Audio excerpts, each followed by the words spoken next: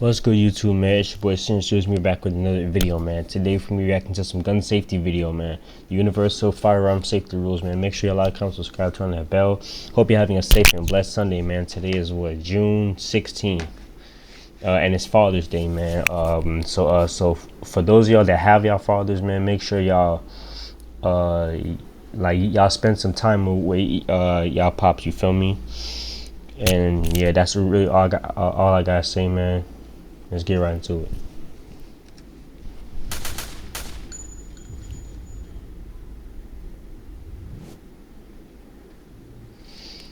Firearm safety. The subject matter in this video is extremely serious in nature. Negligent discharges will continue to claim the lives of men, women, and children until proper safety training is received.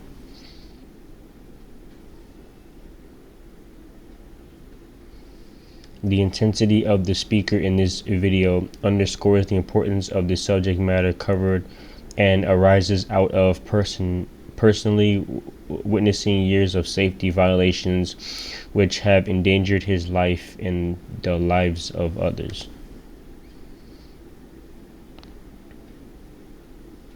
All right, hey guys, John Lovell here. We're going over the universal firearm safety rules today. I'm making this video for a few reasons. One is if you're new to shooting, you really need a baseline of safety. You may think, hey, yeah, obviously don't point a gun at anyone, don't put your finger on the trigger. And there's a lot of yeah, duh type rules, but there's often a ton of common and very dangerous mistakes that I see newer and older shooters committing all the time that are just frankly no-goes. Second reason I'm making this video is to be a resource for you guys who already know these rules. I mean, this video isn't for you, it's for you to share. So you say you're going out to the range to shoot with a buddy, you send them this link and you say, hey, watch this first. Or you're training a neighbor or your spouse. This is their homework. And a third reason, I travel the country teaching classes all over the United States. Every week I'm seemingly in a different state, and now this is homework. So I can send out an email, hey guys, see you in Texas next week. Watch this video as homework. So when they get their safety brief, it's the second time they've got the universal firearm safety rules. This should be kind of like Bible law for shooters. There's 4 of them. They do not change, and if you ever outgrow the universal firearm safety rules, you've outgrown my fellowship, and I'm not going to shoot with you because you're all kinds of jacked up. You're right. Go like this. Rule number 1. Treat all guns as if they're loaded and always know the condition of your gun. I've got 2 guns right over here.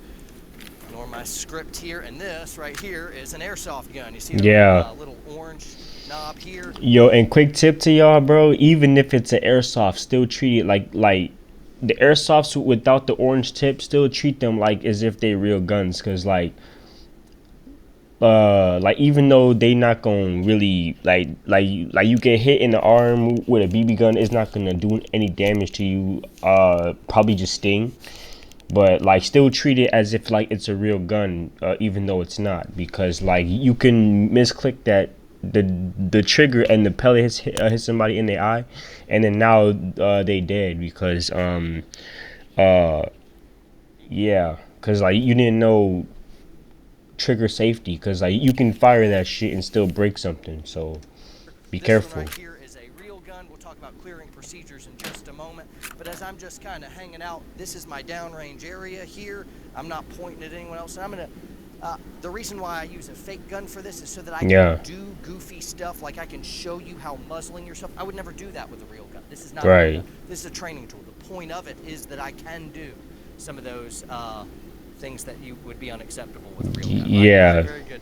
So first off, pretending that this is a real gun, rule number 1 is treat all guns as if they're loaded and always know the condition of your gun. Yeah, like I just said. What that means is even if I bet my life that this gun was empty, I'm still not going to point it at myself. I'm not going to point it at someone else. And furthermore, I'm going to know the condition of my gun. That basically means, is there a round in the chamber? Is there rounds in the magazine? Right there, that's exactly what that means. Cool. Always know the condition of your gun. All right, fantastic. So to make sure that we know the condition of our gun, let's go real quickly over a clearing procedure. It's going to be a pretty robust system. I'm going to switch over to a real firearm here. All right, this is a gun. It is in fact loaded, and even if it wasn't, I'd still treat it as if it was. Notice when I came out of the holster, I didn't point it in front of my hand. It's pointed down range. I know my target. Look at the horses. Step 1, drop magazine, and I do so. Step 2, rack the slide, and yeah, the bullet came out. Yep. I don't recommend catching it. He caught that? Mean to. I thought it fell. Fly, there's the danger of you go to catch that round and the muzzle of your gun flies around and points at someone else. So really just let that stuff fall and keep your muzzle oriented downrange. Go ahead and rack it twice. 1, 2 as a double check. Now, is the gun clear? And many of you would rush and say, absolutely it is. And if a round flew out, you know it is. Yeah. But still, we want redundancies in our safety checks, which means now I'm going to provide a visual and physical inspection of the chamber. Now, keeping the muzzle downrange still, I'm going to lock the slide to the rear.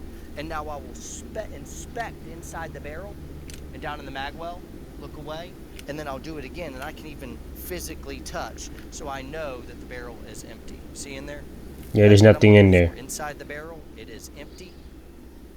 Down in the mag well, it's empty. And a double check. Man. At this point, this gun is safe, and if I wanted to go ahead and put it down, I don't have anything to fear for this gun.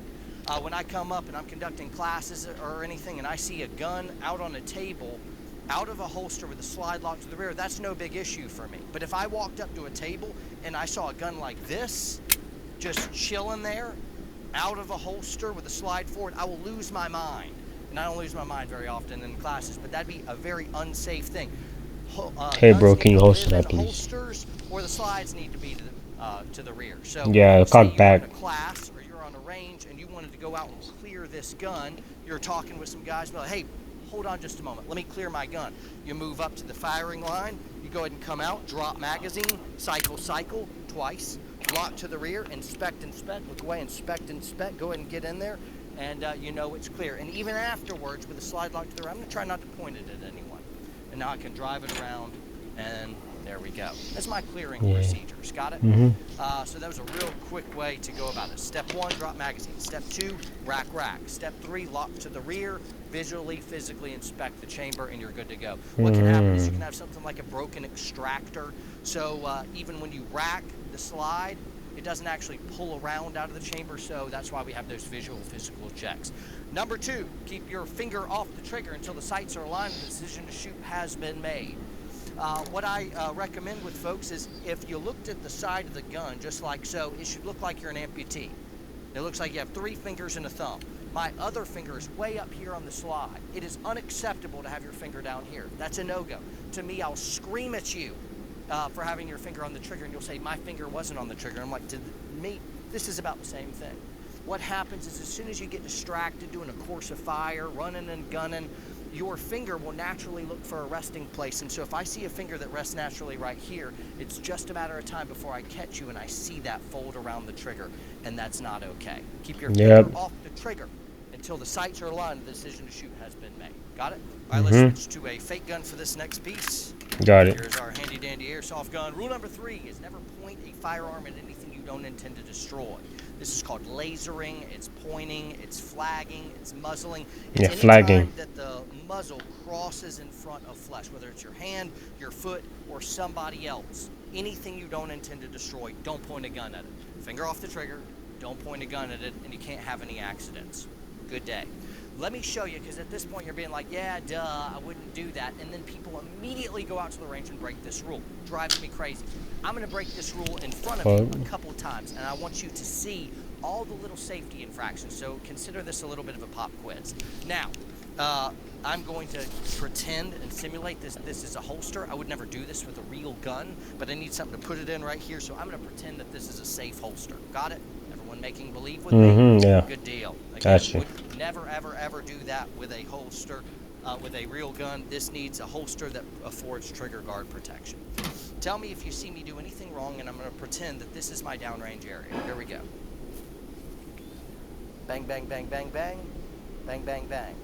Coming off trigger. Very good. I'm done shooting. I take my magazine out. I go ahead and put it down. I can go ahead and clear out my gun. Good. Put that down. Let me go ahead and load my gun again. Loading my gun. Bang, bang. Hey, airsoft. And then I go ahead and put my gun back in my holster. Cool. Anybody see any problems with that? I'll pause as if you could respond to me. Yeah, there was all kinds of problems with that. That was all kinds of jacked up. Don't say, hey, that's not a real holster. Shut up, we already went through that. When I came out on the draw, I crossed in front of my hand on presentation. No go, that's flagging yourself. Absolutely not. Then I came up and I shot, And then when I was done shooting, bang, bang, bang, I left my finger on the trigger. That's a violation. I didn't Rule even number see two. that. Absolutely not.